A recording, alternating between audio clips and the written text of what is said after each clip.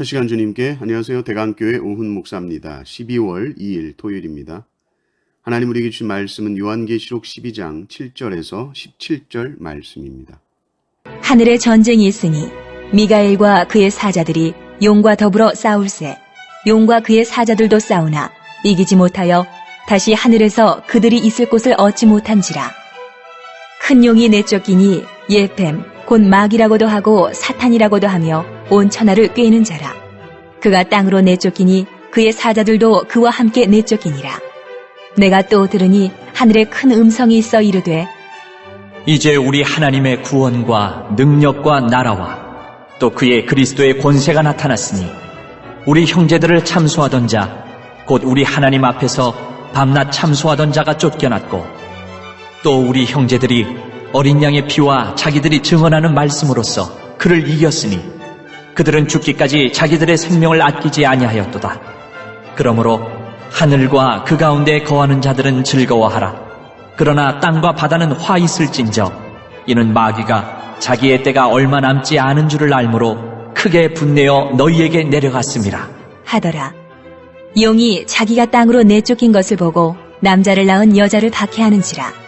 그 여자가 큰 독수리의 두 날개를 받아 광야 자기 곳으로 날아가 거기서 그 뱀의 낯을 피하여 한 때와 두 때와 반 때를 양육받으매 여자의 뒤에서 뱀이 그 입으로 물을 강같이 토하여 여자를 물에 떠내려가게 하려 하되 땅이 여자를 도와 그 입을 벌려 용의 입에서 토한 강물을 삼키니 용이 여자에게 분노하여 돌아가서 그 여자의 남은 자손 곧 하나님의 계명을 지키며 예수의 증거를 가진 자들과 더불어 싸우려고 바다 모래 위에 서 있더라. 아멘.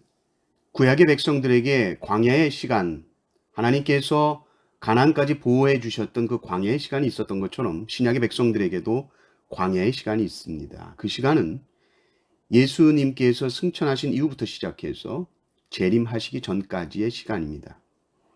이 시간은 하나님의 백성들이 인내하며 견디는 시간이요. 하나님께서 또한 인내하며 견디도록 우리를 보호하시고 지켜주시는 시간입니다. 이 시간을 1260일 또 42달 또 3년 반 이렇게 상징적인 숫자로 말해주고 있습니다. 오늘 본문 말씀은 어제 우리가 봤던 본문의 내용을 또 다른 관점으로 다시 한번 반복해서 이야기해주고 있습니다. 1절을 보시면 하늘 전쟁에서 사탄이 패해서 땅으로 내쫓기는 장면으로 시작합니다. 사탄은 이미 졌습니다. 그런데 이 땅에 내려와서 온 천하를 꿰고 있습니다. 이 사탄의 참소와 또 이 사탄이 우리에게 주는 고통과 고난이 큰 것 같아도 이미 창세기 3장 15절에 말씀하신 것처럼 뱀의 머리는 깨어졌고 결정적으로 예수 그리스도께서 승리하셨기 때문에 그 고통은 결코 오래가지 않고 속히 주님께서 오실 것이요 모든 눈물을 닦아 주실 것입니다. 그런데 여러분 12절을 보십시오. 그러므로 하늘과 그 가운데 거하는 자들은 즐거워하라. 그러나 땅과 바다는 화 있을진저 이는 마귀가 자기의 때가 얼마 남지 않은 줄을 알므로 크게 분내어 너희에게 내려갔음이라 하더라. 이렇게 나옵니다. 사탄이 알아요. 자기의 때가 얼마 남지 않았다는 것을 압니다. 결국 질 것도 압니다. 그런데도 이렇게 발악을 하면서 한 영혼이라도 꿰고 타락하게 하려고 하는 것이죠. 15절 16절을 보십시오. 여자의 뒤에서 뱀이 그 입으로 물을 강같이 토하여 여자를 물에 떠내려가게 하려 하다. 이렇게 고통을 주지만 16절에 보면 땅이 여자를 도와 그 입을 벌려 용의 입에서 토한 강물을 삼킵니다. 쉬지 않고 사탄이 덤비고 또 쉬지 않고 하나님께서 우리를 보호하시고 도와주시는 이 모습이 계속 반복되는 것이죠. 사탄은 이미 졌습니다. 그러나 쉬지 않고 덤빕니다. 그래서 광야의 시간은 끝없는 영적 전투의 시간입니다. 그리스도인은 이 예수님의 초림과 재림 사이에 이 광야의 시간 속에서 살아갑니다. 물론 우리는 예수님께서 우리의 구원이라는 것을 확실하게 이루어 주셨습니다. 그러나 우리는 아직도 걸어가야 할 길이 있습니다. 이 긴장 관계가 늘 있는 것이죠.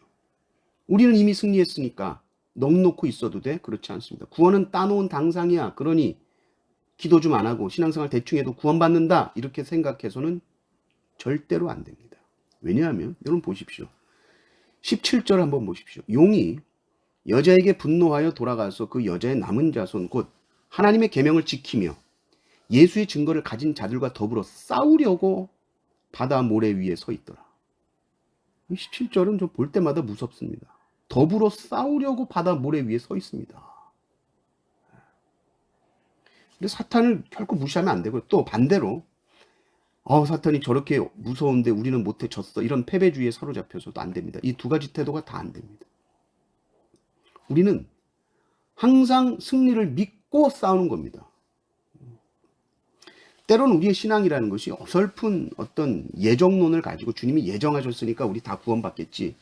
이런 태도는 성경적이지 않습니다. 전하는 자가 없이 어찌 들으리요? 성경이 말합니다. 물론 우리가 전했으니까 구원받는 것은 아니지만 성경은 우리가 복음을 전할 것을 말씀하시고 깨어 기도할 것도 말씀하십니다. 우리가 반쪽짜리 예정론을 가지고 어차피 하나님께서 구원하실 적 구원하시겠지. 이런 태도로 신앙생활 할 수 없습니다. 구원받은 하나님의 백성이라는 증거가 무엇인가 했을 때 그것은 그가 싸우고 있는가입니다. 더 주님의 뜻대로 살아가고자 애쓰고 있는가라는 것이죠. 우리가 만약에 무너져 내리는 그 탄광에서 우리가 살아남았다고 생각해 보십시오. 나 살았다. 그래 놓고선 여전히 탄광 속에 있는 동료들을 버리고 자기 집으로 갈 수 있습니까? 우리 그렇게 신앙생활 할 때는 혹시 없습니까?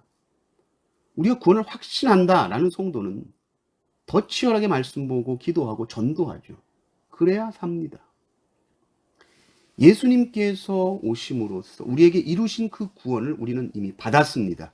그 구원을 받은 자로서 언제나 합당한 이 땅에서 우리에게 남겨진 영적 전투를 힘있게 싸우며 걸어가시는 모든 성도님들 되시기를 주님의 이름으로 축원합니다.